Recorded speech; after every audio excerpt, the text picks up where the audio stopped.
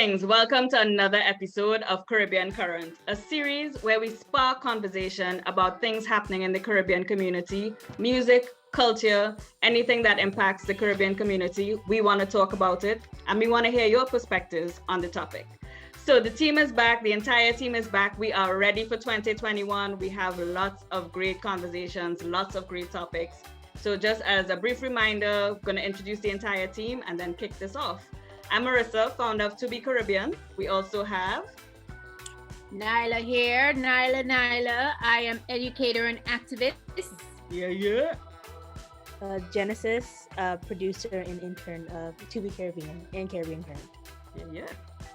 Jason Skywalker, one of the call it To Be Caribbean crew, Caribbean Current crew. Everybody who love everything Caribbean, reggae, soca, zouk, merengue, bachata, all of the music them, you understand? Oh yeah, reggaeton, big up, dancehall, all of the things that Kaiso, Calypso, yeah. Cause you know me, I'm a music man, I'm gonna big up music every time. February reggae month, oh you mean? Jason Skywalker. Yes, so that was Jason. So today our topic is shackles of tourism. Pretty heavy. Not gonna say anymore. Nyla, tell us what we're talking about today. Okay, so pretty much the Caribbean is being shackled by tourism. Here's what I mean. We've been in a pandemic since March of last year, so it's almost a year now, right? Mm-hmm. Many of our Caribbean countries rely on tourism to make money for their economies. Because many people could not travel to these countries because of the restrictions that these countries, rightly so, should have on people coming into their countries, a lot of these tourist industries, hotels, resorts, all of that, they have lost money. Mm-hmm. And what that does, that affects the economy of those islands in the Caribbean.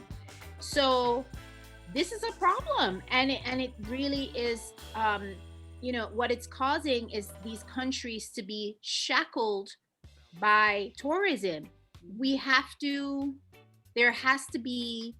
I think what we're trying to do is there answer this question: is there a way that the Caribbean could use other resources to make money? Rather than just depend on tourism. Right. So I would love for us to maybe talk about some countries that are affected by tourism, like how tourism affects their country. I know Genesis had some statistics on that, and maybe we can explore some other ways right to make money. And also for the purpose of, for our conversation, also seeing the impact on our Caribbean creators, right? Because a lot of them rely on tourism to make their money. So what does that mean for them? Yes, absolutely. And a lot of them rely on traveling and performances in other countries. Right. I mean, like literally that's, for some of them, that's all they plan for. Mm-hmm. They don't even plan to sell the music. Them just plan for the tour and make money that way. Yeah, agreed. So Genesis, tell us what you learned about Trinidad as it relates to tourism.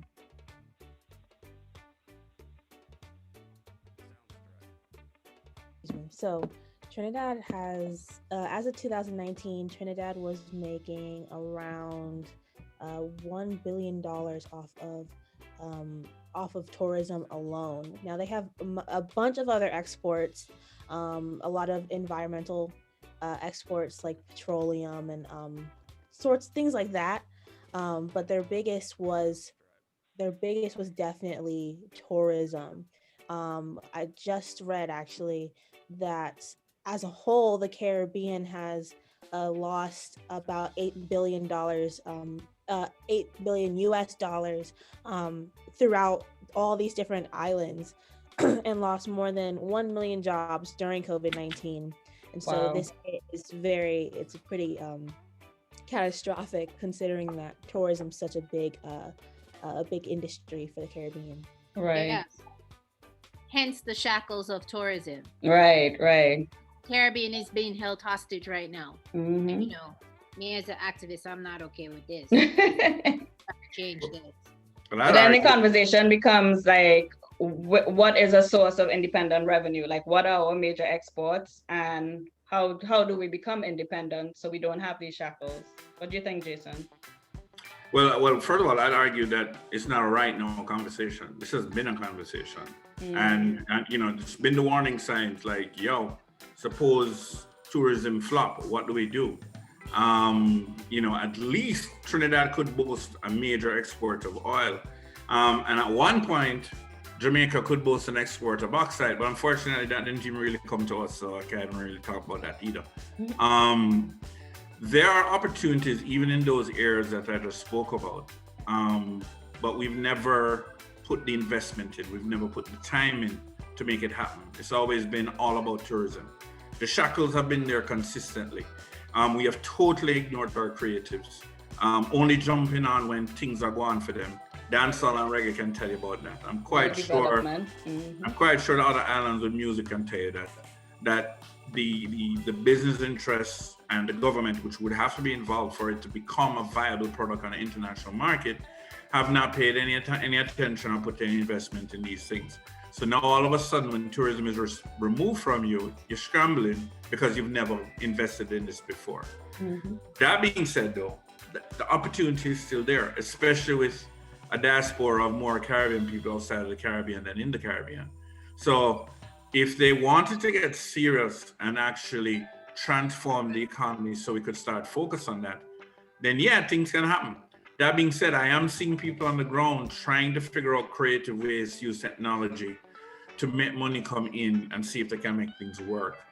There is conversations of virtual performances and people paying for those virtual or donating to those virtual performances, creatives creating products and potentially sending them to the diaspora. Mind you, these conversations are being had with creatives, not really being had with government and business on an official basis. And until that happens, I don't really see it being a viable situation unless the whole economy is supporting it. Right. Agreed. So more statistics to add to this, Marissa and Jason. Genesis said that for Jamaica, 80% was generated by leisure tourism alone in 2019. And then for Antigua and Barbuda, the economy depends on 60% of tourism. And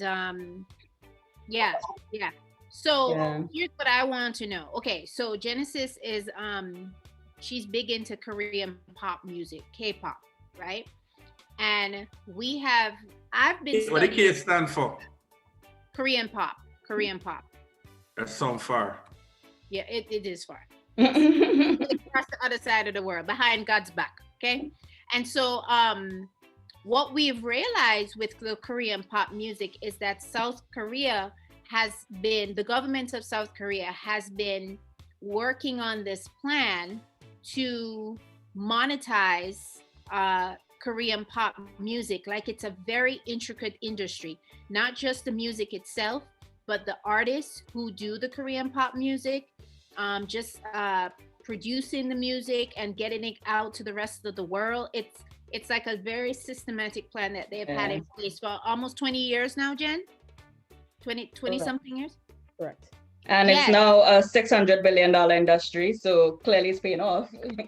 Right. And a $600 million industry. Just imagine if the Caribbean was able to have a $600 million industry for reggae music. Right. Or for soca music. Yeah. The things that we'll be able to do. And you see that I can't even tell you one K-pop song. you're missing out, clearly. But Nyla, that's a strong point, right? Because something you mentioned was it was a strategic vision. It wasn't just, well, let's support this one group. You know, it's like they came together with a plan that had a short-term and long-term milestones, and then what resources you need to put around it.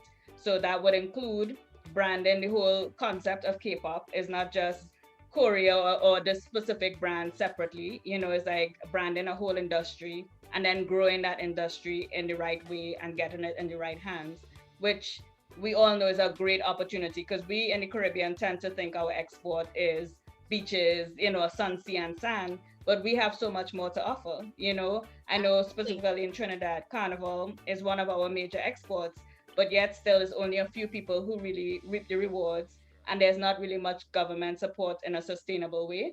So that's a big opportunity area there, you know. Yeah. And I'm sure there's similar stories in reggae. So how do we get around that and actually start putting a plan in place? I mean, COVID is setting us up and showing us that we need it. So how do we get there? So I'm assuming that business and government was aligned with this 25-year plan with Korea. I don't know. I'm just asking.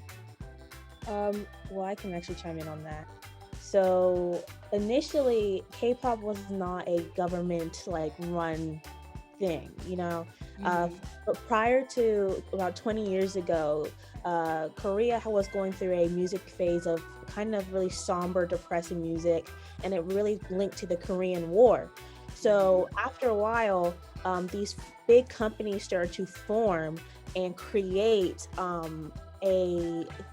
groups based around a lot of Black American culture and simultaneously a Caribbean culture as well. And Wow. over this 20-year period, See that? See it. You see it. Right? See it. Go on, Genesis. and it's very, if you look at like some of the first K-pop groups to ever come out, they were like very much like very clearly plagiarizing Black artists. And so K-pop has risen like extremely and has become super popular all around the world. Not just because it's like this fun thing. There is a system to it. Not only do K-pop artists have to train for a number of either months or years. They go into these K-pop groups. They have to either get plastic surgery. They have to look perfect. They have to act perfectly. They can't get scandals. Serious business. Yeah. They have to know how to dance, how to sing, how to rap, how to. So this is like Motown on steroids. Yes, it's very. That's a good analogy. Yeah. Wow. controlled. They have to know how to interact with fans, interact with other celebrities, because dating rumors can cause massive problems. What else? But this has proven to be very, very effective and has gained so much for the Korean government. And that now, especially in this decade, they're starting to recognize how much K-pop is actually bringing, not only in terms of sales from music, but also tourism, because now people are viewing South Korea as this like wonderland where I can meet my favorite K-pop idols and all that. And So that's it's a tourism. So it's like full circle. It's like the tourism destination because of the music. Right. But here's an integral part of all of this. She said big companies. Yes. And then I'm sure now the government is also plugged in. Yes. Like the music forms that we're talking about our Caribbean music forms have never had big companies that are focused on that being the product. Never had that. Right. Yes. Listen, I think we need to go back to this whole Caribbean Union, CARICOM, for example, where these Caribbean companies come to the table, maybe bring their minister of culture and what do they call culture and music or whatever. Well, no, it's minister of culture, but sometimes I have sports with it as well, or entertainment. Right. So bring all their ministers of culture together and form like a little bit of a Caribbean Union and start to discuss different ways to use the music industry, for example, as a tool to monetize these countries. They could do it, like soca music and reggae music alone. If you put those two together and bring in all these little small islands into the fold and start building the industry where you're getting kids from young, and you're training them, just like with Korean pop, to be able to be these superstars. Y'all, the things we could do. And I know we could do. Yes, and I know somebody like a Rihanna would want to invest in something like that. You know? I love it. I love it. Okay, so go ahead, Genesis. Sorry. Another thing also is we have to recognize that the Caribbean has birthed so many different forms of music and other forms of creation that has been that has influenced various forms of music all around the world, and including K-pop. I think if the Caribbean does come together, does create a system of monetizing a creative outlet, they would have to look at the various ways of monetizing. One, for example, is is the effectiveness of buying a bunch of albums, which comes with benefits, and that's been a method used in Korea that's not used here, and that's part of the reason why Korea is so effective in making a lot of money off of K-pop alone. Break that down. What you mean? Having people buy a bunch of albums? Yes. So when a K-pop group comes out with an album, right, they're not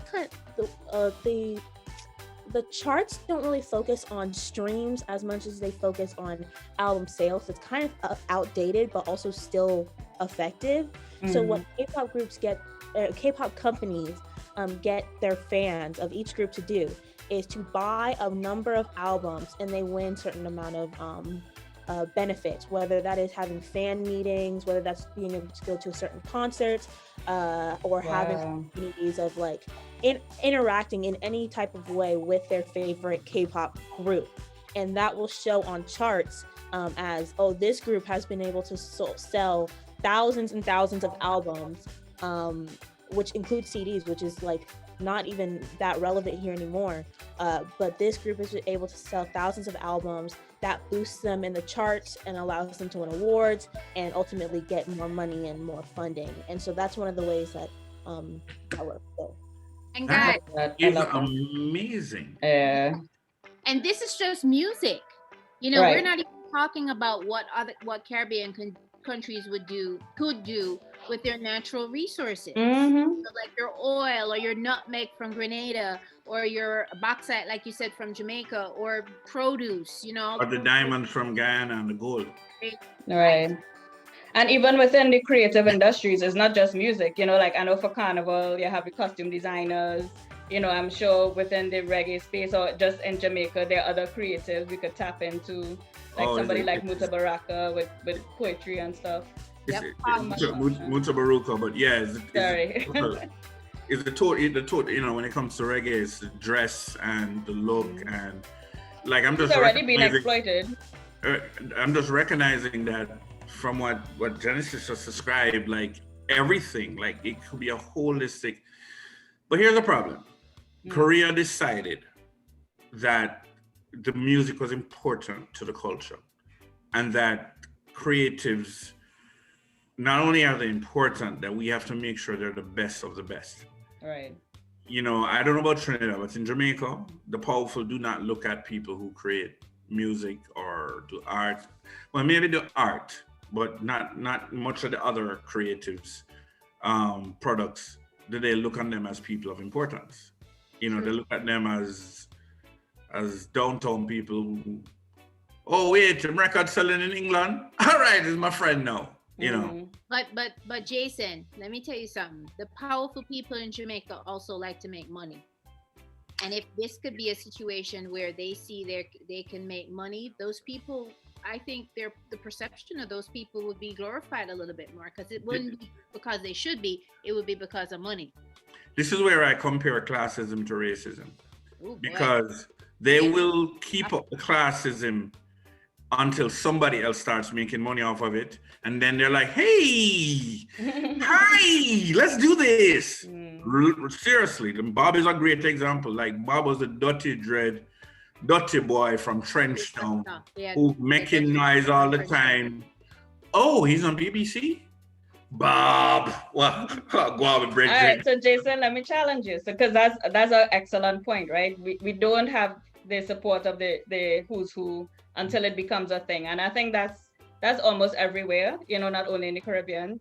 So if we were to take except Korea, but if we were to take the conversation to solutions, right? So we have the Caribbean Union, we have album sales. What would be your solution to address what you just talked about, or just a solution in general? So it was really the Caribbean Union I was thinking of when I brought that up, because I was like, all right, because the Caribbean Union has had meetings about creatives before. And that is the reason why actually, as long as you are designated a creative, like you actually get registered as a creative in CARICOM. And if you're a creative in CARICOM, you can actually travel from country to country and sell and do commerce because you're a creative. That came out of CARICOM. Right. Now, the other side of it though, of building it to what we're discussing here with K-pop, that would have to take a shift of mentality. There is a lot of new blood in different parliaments, and I must admit there's some young entrepreneurs that might be open to different ideas. So I don't want to shoot it down and say it's all the old guard, but it's going to take new mentality. But yeah, the structure is already there with CARICOM. CARICOM has already been looking at creatives. Now to go to this next level, because we're talking about sacrifice, you're going to have to, you talk all this thing talking about training people, putting them in the right position, marketing, that's money. And yeah, everybody will have to be on the same page. We're going to sacrifice what we normally make off of this to put into this. So your solution is capturing the attention of the more progressive thinkers in leadership. Okay. Right. All right. They have access to the capital. Right. They need capital to do this. Gotcha. Okay. And I guess just to add my 2 cents in terms of solutions, my cap is always branding. So like, I would think that the Caribbean region needs to start expanding its footprint and be more than just sun, sea, and sand, and actually talking about our other assets, our other industries, and making that part of the promotions of the island. So people know that's an investment opportunity, and not just promoting it with the bright lights and all that foolishness. Also have the data to support, if you invest in this industry, this is the potential returns, like to the point Genesis was making about album sales, etc. So those would be my solution, setting up a group to start refreshing the branding and also capturing data. Right. So. And Marissa, ultimately, we will get back to where the Caribbean is a tourism destination, but not just because of beach and sand. Right. Exactly. Agreed. All right. So this was fun. This is a lot of good conversation, a lot of great solutions. We have to take it to the step to implementing. But any final thoughts and words before, we wrap it up and invite the community to join in? Well, I definitely want our viewers who are in a position where they could get this kind of information to those leaders in these Caribbean countries to reach out to our MPs or people who are in positions of power who can kind of talk about this a little bit more so we can get some momentum in. I challenge our viewers to be able to do something like that, and also just to keep the conversation going. Right. Agreed. We need to bring light to the fact that our Caribbean countries are losing money because of tourism, and we're going to see long-lasting effects of this if we don't put something in place now. Agreed. How about you, Jason? I challenge the powerhouses throughout the diaspora, both in the Caribbean and outside the Caribbean, to begin looking at the creatives and see how they can work with them. See how they can put themselves in a position that they're becoming the jet fuel to the engine of getting the creatives, products, and so on out there. There's a capital company in Atlanta run by David. There's a management asset company in Miami that's run by another David. There are huge companies in the Caribbean who could back this. There's the Matalon family. There's let's see if we can get some people capital to back the creatives to build the engine of a new era where it's not that we'll be earning less from tourism, but we'll be earning 1,000 times more from other areas of the economy. That's a strong point. Yep. Genesis, any closing thoughts? I think that the Caribbean, especially the music industry, has been so nice when they share our culture, but it's time for us to start taking back some of what we think, it comes from us, and start monetizing it and creating some revenue for these Caribbean islands, which I do believe would benefit us. I mean, soca, dancehall, reggae, like these are rich genres that are fused into everything. So it's so important that that a plan, a strategy such as Kpop has created is incorporated into the Caribbean, and people know, we're not gonna we're not going to just take and not give back. So Thank you. Yes. Love it. Love it. And my only addition to everything you all said is just for it to be a cohesive effort. You know, we can't be working in silos on the different islands. Like, we all come together to implement these solutions. And I just want to bring a very practical example. Clubhouse, that new app where everybody could talk to each other. I actually find it's a very effective tool for like information sharing and best practices. And I actually seen some of the groups I'm in where people are actually educating creators on how to build their brand and get their music distributed. So I think platforms like that we could continue to use effectively and just build momentum and keep the pressure on, to your point, Nyla, so that it continues to be a conversation, because it needs to be had. Yes. So with that, just want to first of all say thank you. There was some great perspectives, great conversation. We were talking about shackles of tourism, and we want to hear what you have to say, because I'm pretty sure there's a lot that could be said that maybe we included, maybe we didn't. We want to hear from you. So make sure you hit us up. You have DMs. We're on YouTube, Facebook, Instagram. Share your comments, share your DMs. Just let's continue having the conversation. Share this video with your friends so they could share their perspectives, and let's keep it going. Sparking conversation within the Caribbean community. That's what we do with Caribbean Current. Yeah.